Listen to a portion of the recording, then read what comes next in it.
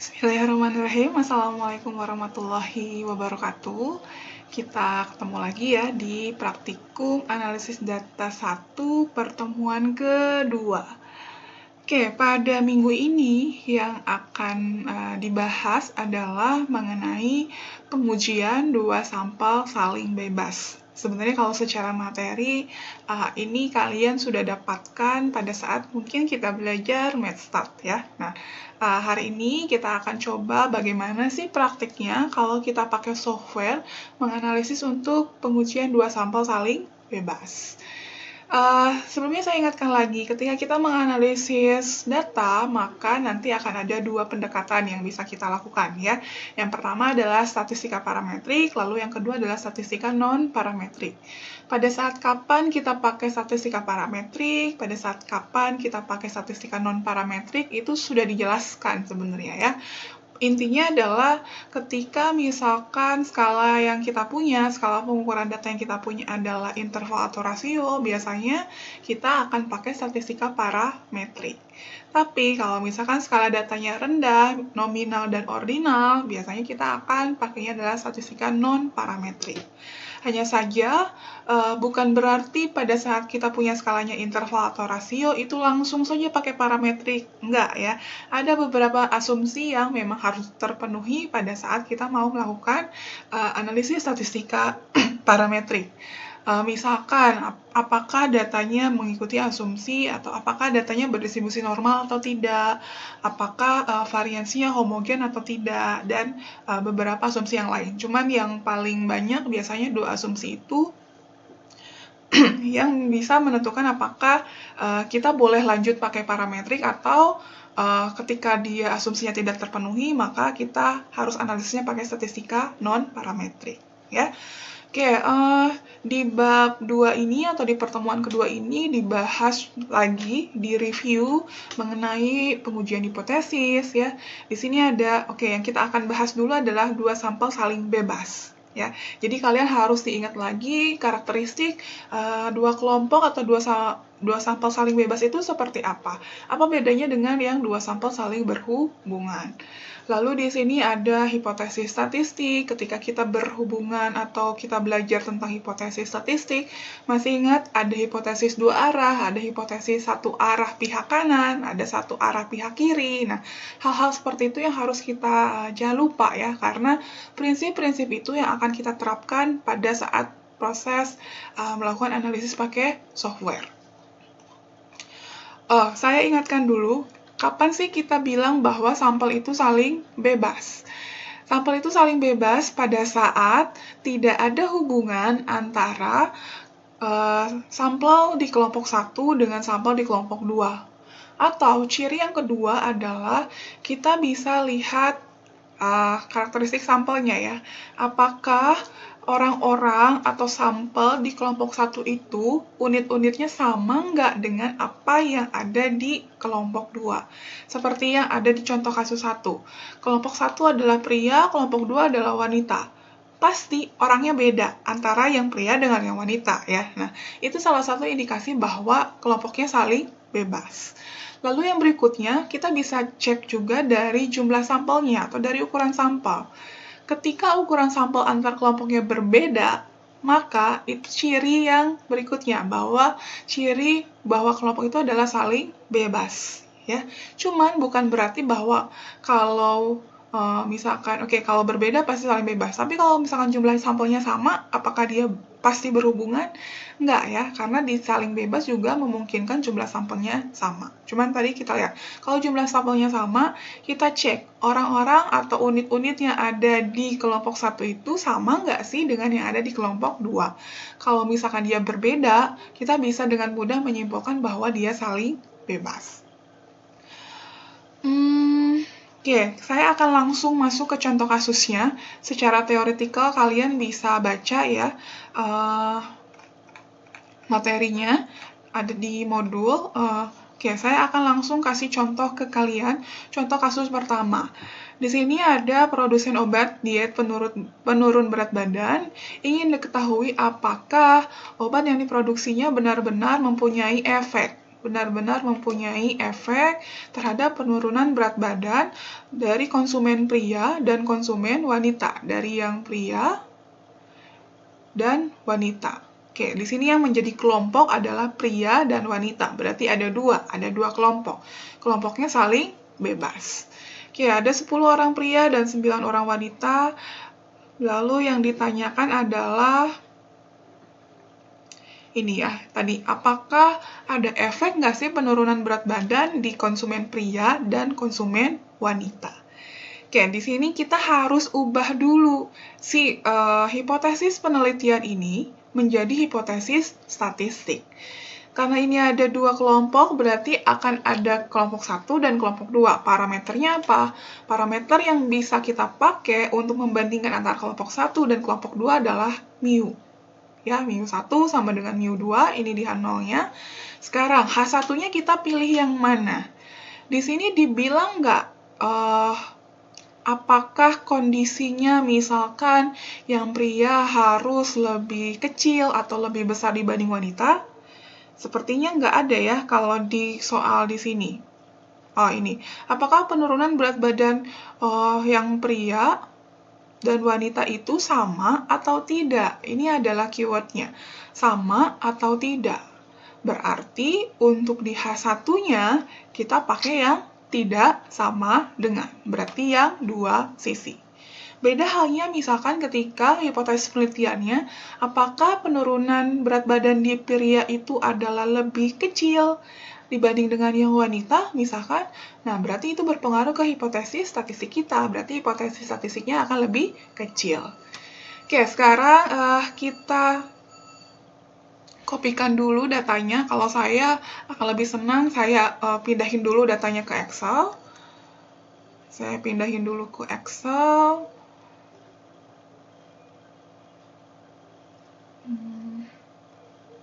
Ini datanya ya. Supaya mudah, saya akan bentuk dalam baris dan kolom. Ini adalah kelompok pria, ini adalah kelompok wanita. Nah, ketika kita akan mengkopikan atau mengentrikan data ke SPSS untuk kasus 2 sampel independen atau saling bebas, maka kita harus ubah dulu tampilan datanya, tidak seperti ini ya. Jadi kita harus gabungin dulu, ini adalah misalkan berat badan, ini adalah gender. Jadi kita memasukkan satu variabel kualitatif, yang mana variabel kualitatif di sini ada pria dan wanita. Ini adalah pria, saya kopikan. Ini adalah wanita. Oke, yang pria, masih ingat pertemuan minggu lalu di pertemuan awal bahwa ketika kita mengentrikan data yang sifatnya kategorial, maka kita harus entry-nya dalam bentuk scoring-nya ya, dalam bentuk angka. Misalkan saya akan scoring pria itu adalah 1, lalu ini adalah yang wanita. Ini adalah 2 misalkan ya. Oke, ini data sudah bisa siap olah. Untuk kita analisis, mau pakai SPSS, mau pakai Minitab juga bisa. Saya akan langsung kopikan ke SPSS. Kita buka SPSS-nya, lalu kita kopikan ke data view.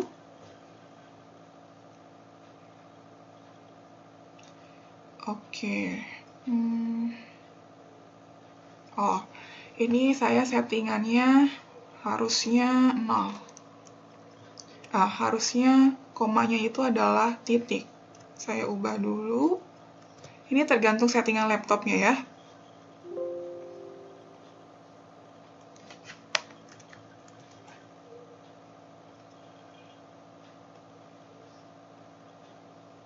Oke.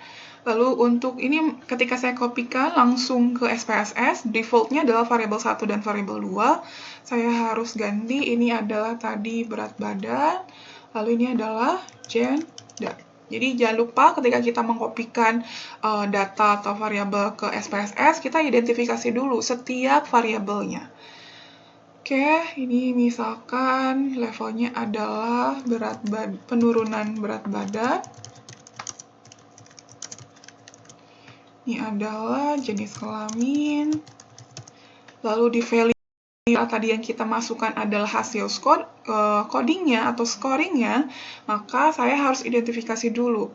Tadi saya kasih value 1 itu untuk pria, lalu add, lalu yang 2 itu wanita ya. Jadi ini bebas kalian ngasih nama scoringnya apa, asalkan konsisten. Misalkan boleh 01 atau 02 atau terserah ya.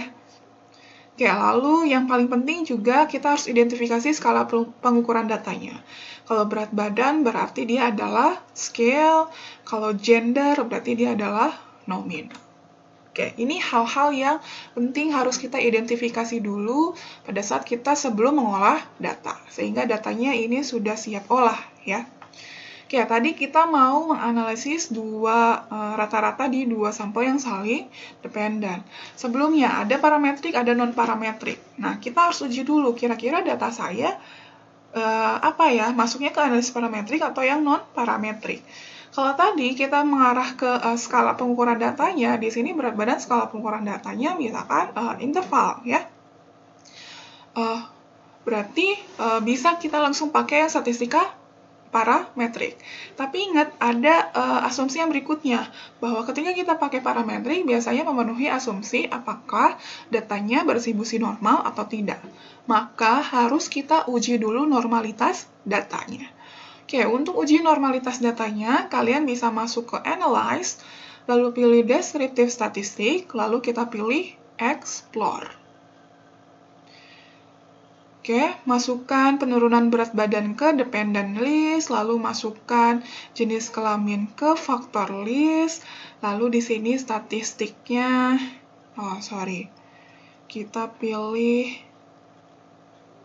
kita pilih plot, lalu kita checklist normality plot with test. Nih, kita nggak usah ya, karena kalau kita mau analisis deskriptif seperti minggu lalu, maka ini sudah saya jelaskan ya. Ini kita harus checklist sesuai dengan kebutuhan. Tapi karena kita sekarang cuma mau uji normalitas aja, maka saya cuma butuh normality plot with test. Lalu kita okekan. Hasilnya pasti ada di Windows Output.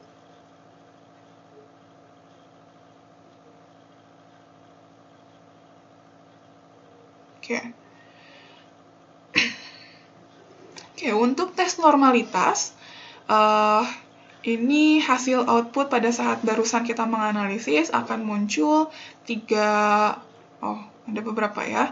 Tapi karena kita mau uji normalitasnya aja, saya akan fokus ke output yang ini, test of normality. Oke, test of normality. Apa sih yang kita cek normalitasnya? Tadi adalah data penurunan berat badan untuk masing-masing gender. Ada pria, ada wanita. Oke, lalu sekarang uji normalitas apa yang sudah kalian pelajari? Ya, di sini ada Kolmogorov-Smirnov, lalu ada Shapiro-Wilks. Ini tergantung karakteristiknya juga ya. Cuman kalau yang paling sering biasanya yang dipakai adalah Kolmogorov-Smirnov. Ya, oke, kita lihat. Ketika kita uji normalitas, jangan lupa setiap kali kita melakukan proses pengujian hipotesis, kita tuliskan dulu H0, H1-nya apa. Ya, H0, H1-nya apa? H0-nya misalkan, saya akan tuliskan di sini. Misalkan ini untuk uji normalitas. H0-nya adalah data berat badan mengikuti populasi yang berdistribusi normal. Lalu H1-nya tidak berdistribusi normal. Ya, jadi biasakan pada saat kita mengolah data atau menganalisis, kita tuliskan dulu hipotesisnya. Lalu alfa yang mau kita pakai, misalkan kita akan pakai 5%. Kita akan pakai 5%.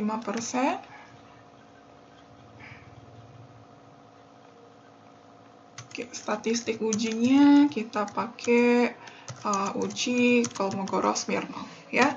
Lalu kita kopikan output yang tadi. Misalkan saya copy.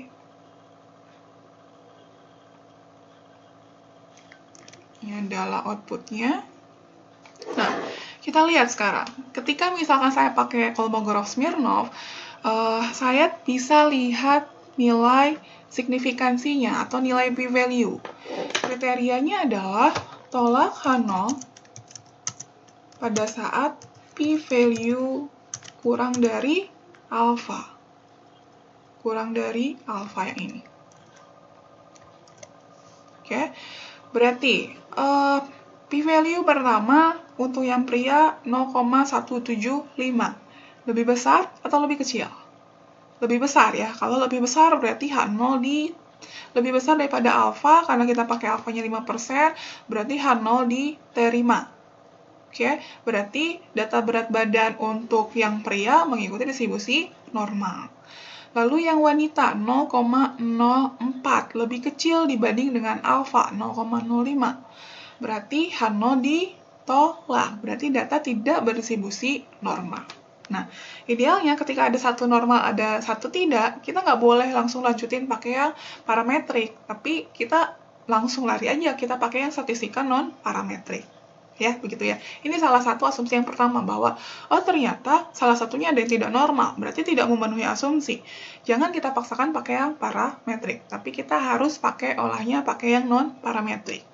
Oke, cuman untuk kasus ini, anggaplah misalkan ya, catatan ya, ini disclaimer dulu, supaya saya bisa ngasih tahu cara buat yang parametrik seperti apa, yang non-parametrik seperti apa. Anggaplah bahwa yang non-parametrik ini adalah normal juga. Oke, anggaplah bahwa yang wanita ini adalah normal juga, p-value-nya lebih dari alfa.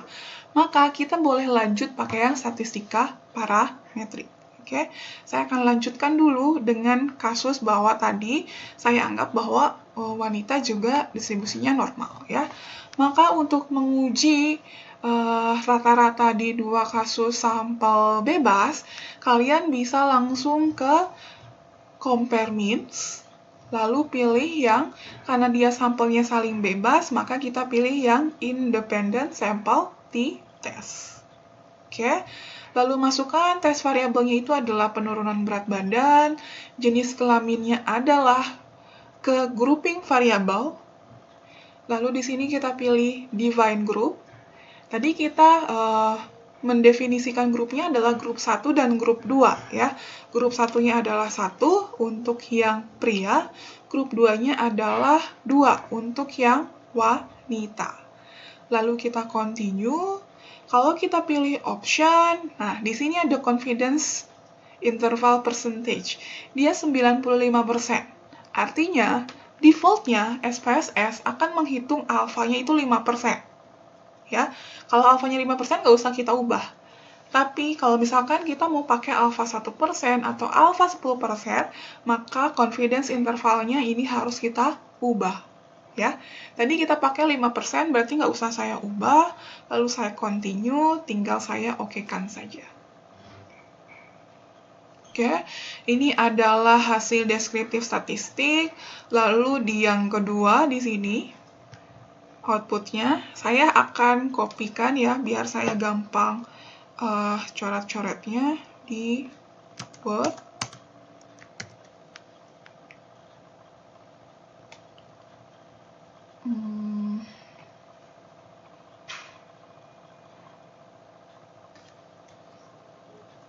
Oke, biar gampang.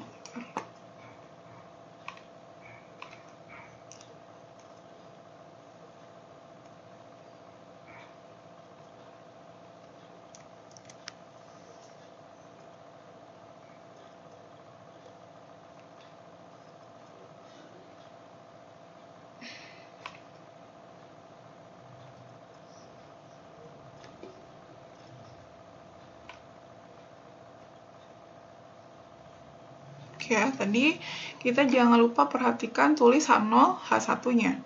H0, H1-nya mu1 sama dengan mu2. Ya.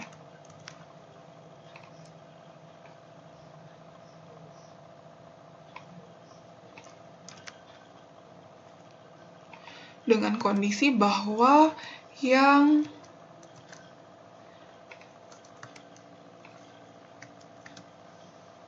Oke, ini untuk kasus kedua ya. H0 adalah mu1 sama dengan mu2, dengan satunya adalah yang pria, duanya adalah wanita. Jadi pada saat kita berhubungan dengan dua kelompok, kita definisiin dulu kelompok satunya apa, kelompok duanya apa. Karena itu akan berpengaruh ke dalam bentuk hipotesis statistik kita. Oke, ini adalah satu itu adalah pria, dua itu adalah wanita, berarti H0 yang pertama penurunan berat badan pria sama dengan yang wanita, lalu H1-nya tidak sama dengan. Kenapa tidak sama dengan? Karena tadi di soal hanya menyebutkan apakah sama atau beda ya, hanya seperti itu. Lalu oke, kita perhatikan output di sini ya. Sebelum kita menganalisis atau menjawab hipotesis yang mau kita uji di sini, tadi asumsi awal adalah datanya distribusinya normal. Misalkan udah ya, dua-duanya normal, berarti kita akan lanjut. Ada asumsi yang kedua, itu adalah uji homogenitas varians.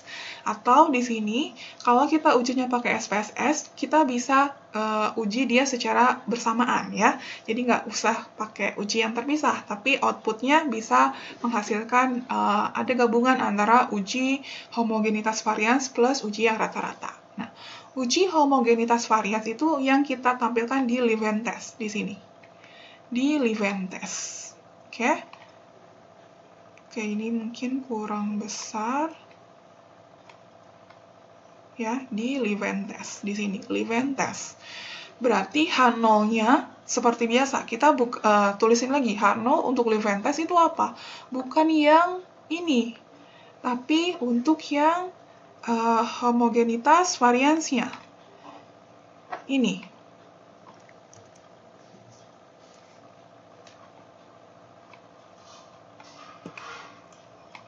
Berarti tadi ini adalah yang pertama, ya. Lalu uji keduanya adalah uji homogenitas varians. H0-nya adalah ini.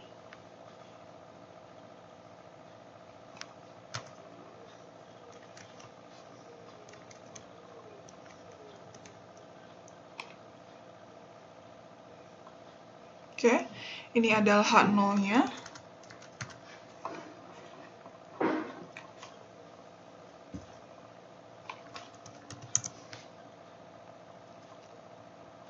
Tadi kita pakai alfanya 5%. Oke, kita pakai alfanya 5%. Sekarang kita perhatikan signifikansi levelnya atau p-value-nya. P-value-nya 0,057, berarti lebih besar atau lebih kecil dibanding alfa. Lebih besar.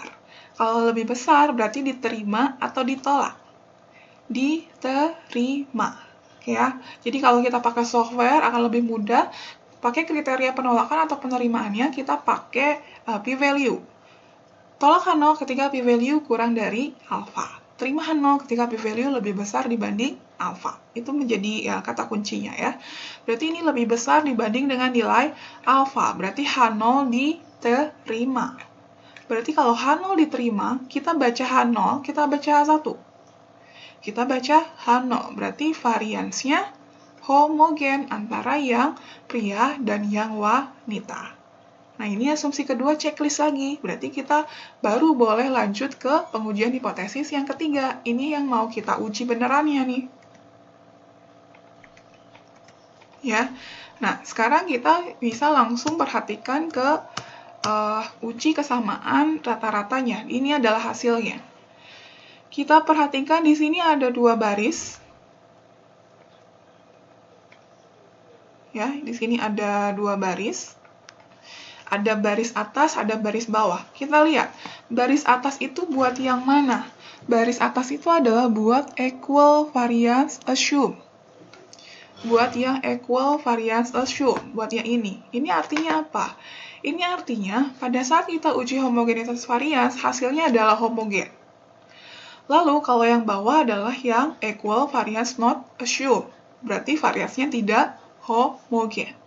Ini kita tahu dari mana? Kita tahu dari hasil pengujian hipotesis yang tadi, sebelum ini, yang kedua, pada saat kita uji homogenitas varians. hasilnya tadi variasinya homogen. Berarti kita bacanya yang baris pertama, ya, karena p-value yang Leventesnya adalah lebih besar dibanding alfa, berarti variasinya homogen.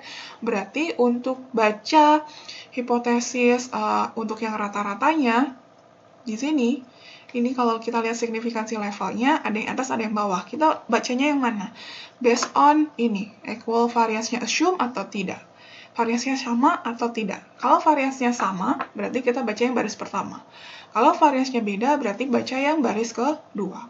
Ya, berarti tadi variasinya sama, berarti kita bacanya yang baris pertama, 0,035. Berarti H0 ditolak, karena dia kurang dari alfa. Ya, karena ini kurang dari, ini adalah p-value kurang dari alfa, berarti tolak H0.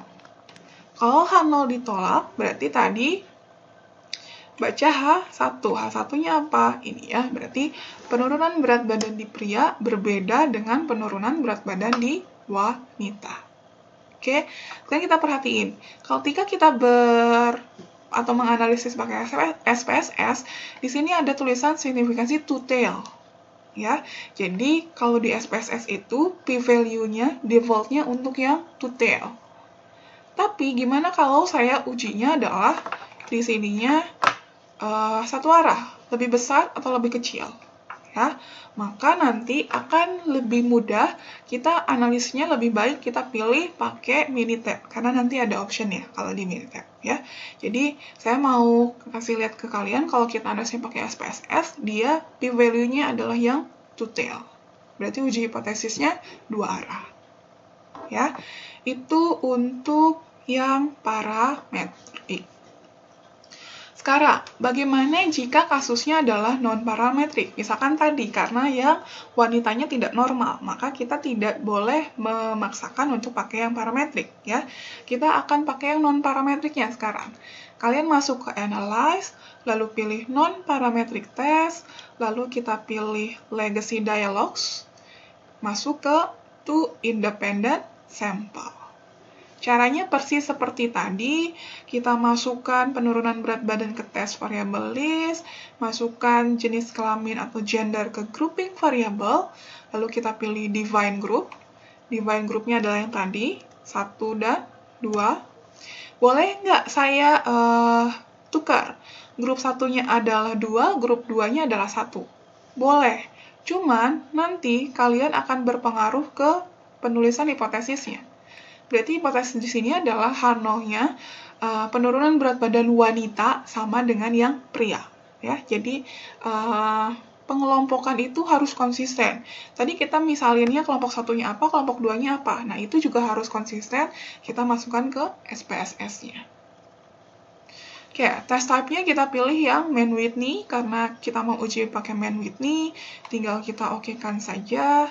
Hasilnya adalah yang ini. Ya, kita sama seperti tadi, kita bisa lihat signifikansi atau p-value-nya.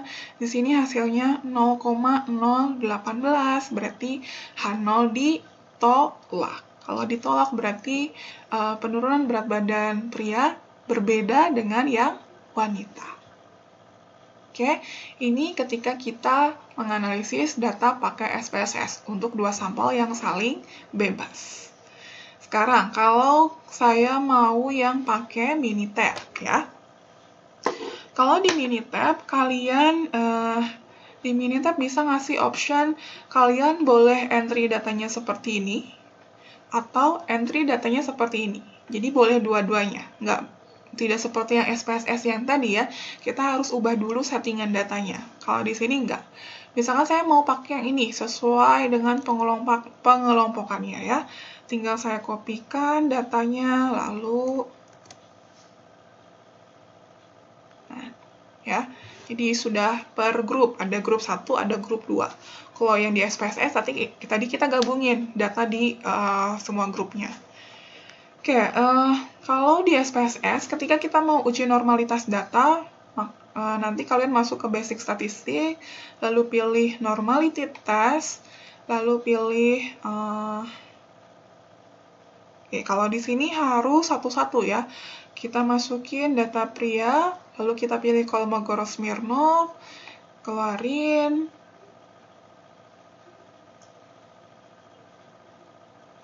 Ini hasilnya.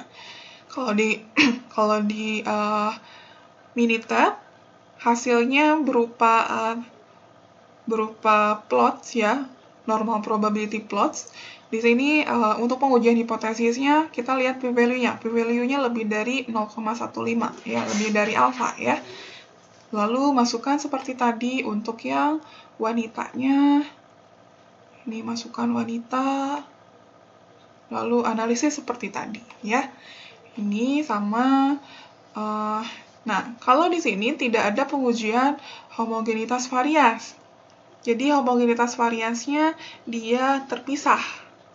Ya, kalau yang di SPSS tadi digabung. Ketika kita uji rata-rata bisa kita gabung, hasilnya ada uji variansnya. Kalau di sini terpisah ya uji variansnya.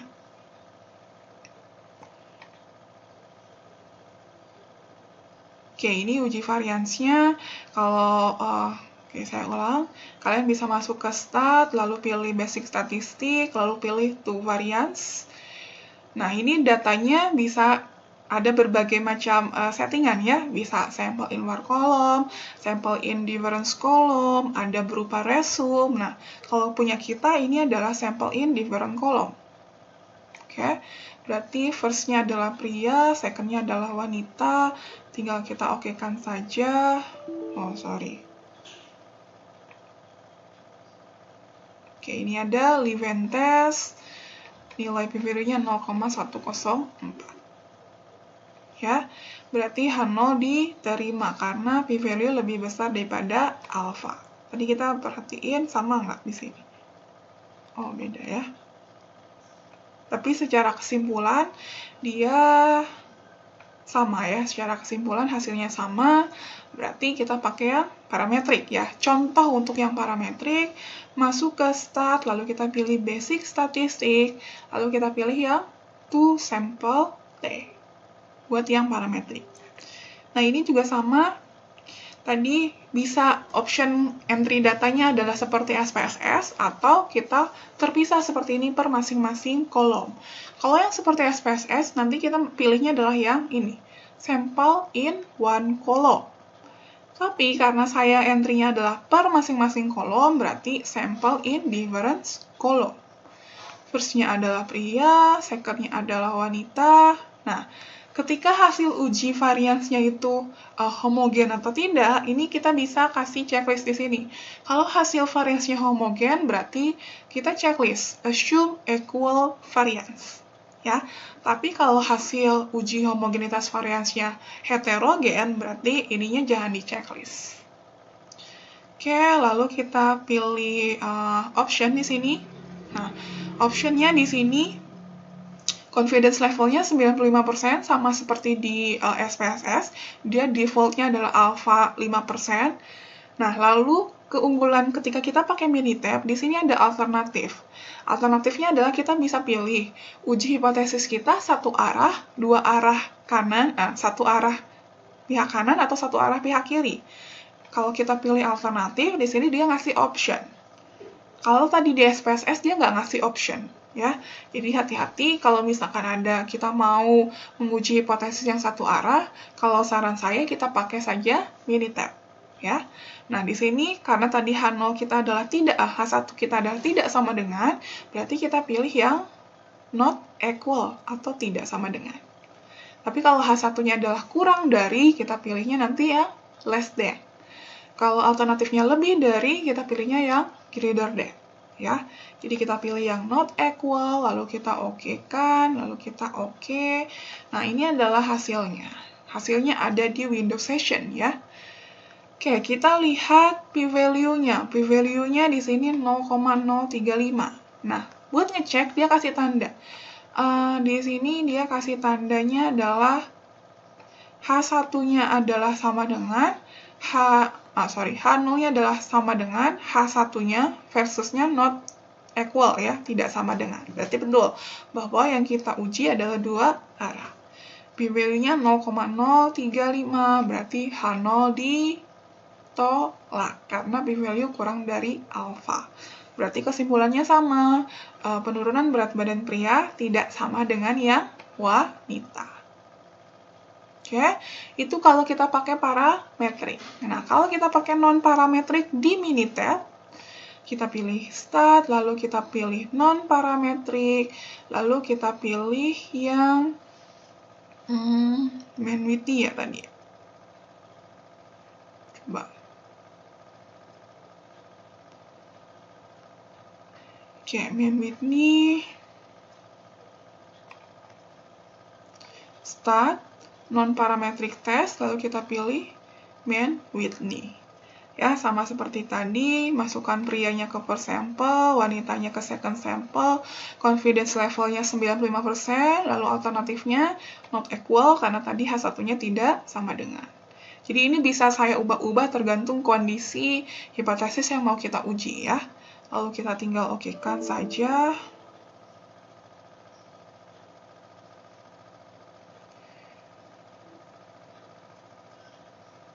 Oke,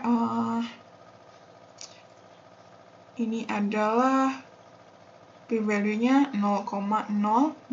Berarti H0 juga sama-sama ditolak. Ya, ini beda sedikit 0,018 dengan 0,02, beda sedikit. Tapi secara kesimpulan harus sama antara penyelesaian di SPSS dengan penyelesaian di Minitab. Oke, ini untuk Minitab. Lalu saya mau ngasih lihat satu lagi ketika kita ngolah datanya pakai SPSS. Oke, ketika kita pilih pakai SPSS, seperti biasa masuk ke data analisis, ya data lalu ke data analisis. Kalau yang belum ada data analisisnya, saya udah ajarkan minggu lalu di praktikum bahwa kita harus keluarin dulu data analisisnya. Nah, cuman kalau di sini nggak ada uji normalitas sama uji homogenitas variansnya ya. Jadi, memang itu harus diuji secara terpisah. Yang ada adalah hanya untuk t-testnya aja ya. Kita pilih t-test. Nah, di sini ada optionnya 2. Ada t-test equal variance assume sama not equal variance assume. Jadi, prinsipnya sama ya seperti tadi. Harus kita tes dulu. Karena tadi kita udah tahu bahwa variansnya homogen, berarti kita pilih yang untuk two sample assuming equal variance assume ya. Oke, variabel range-nya adalah ini. Ini adalah yang pertama. Lalu ini adalah yang kedua. Karena saya tadi memasukkan judulnya ke sini, berarti labelnya saya checklist, supaya tidak menganggap bahwa row pertama atau baris pertama itu sebagai data. Lalu alfanya di sini adalah 5%, output range-nya di sini saya misalkan mau ngeluarin di sini. Oke, tadi mau kita uji pakai SPSS, mau kita uji pakai Minitab, ada kalimat ini, tadi saya lupa, hypothesize mean difference. Biasanya kalau kita nggak setting, itu pasti nilainya 0. Karena tadi H0, atau saya balik dulu ke sini ya, ini adalah hipotesis kita. Ketika bentuknya seperti ini, sebenarnya saya bisa tuliskan dengan H0-nya adalah mu1 min mu2 sama dengan 0 ya, kalau saya pindah ruas. H1-nya adalah mu1 min mu2 tidak sama dengan 0. Maka difference mu-nya adalah 0. Tapi, mungkin aja kasusnya saya bisa ganti. Misalkan, apakah perbedaan penurunan berat badan pria dan wanita itu bernilai 10, misalkan. Berarti nanti bukan 0 lagi nilainya, tapi 10. Ya, ini tergantung hipotesis yang mau kita uji ya, balik lagi. Cuman kalau misalkan seperti ini, berarti difference mean-nya adalah 0. Ya, berarti kita tuliskan 0 saja, tinggal kita okekan, hasilnya adalah ini. Ya, di SPSS, di Excel juga ngasih tahu ada yang one tail, ada yang two tail. ya. Karena punya kita adalah dua sisi, berarti kita pilih yang ini. 0,034. Hasilnya, p-value-nya kurang dari alfa, berarti ditolak. Oke, jadi sama aja mau kita nganalisis pakai Excel, mau pakai SPSS, mau pakai Minitab, kesimpulan akhirnya harus sama ya, karena ketiga ini adalah software atau alat bantu kita. Mau kita analisis pakai apapun, hasilnya harus sama kesimpulannya. Oke, mungkin video pertemuan hari ini saya cukupkan. Jadi ingat ya, sebelum kita menganalisis data, kita cek dulu asumsi-asumsinya. Apakah kita harus pakai yang parametrik atau pakai yang non-parametrik. Oke, sampai ketemu di video pembelajaran berikutnya. Assalamualaikum warahmatullahi wabarakatuh.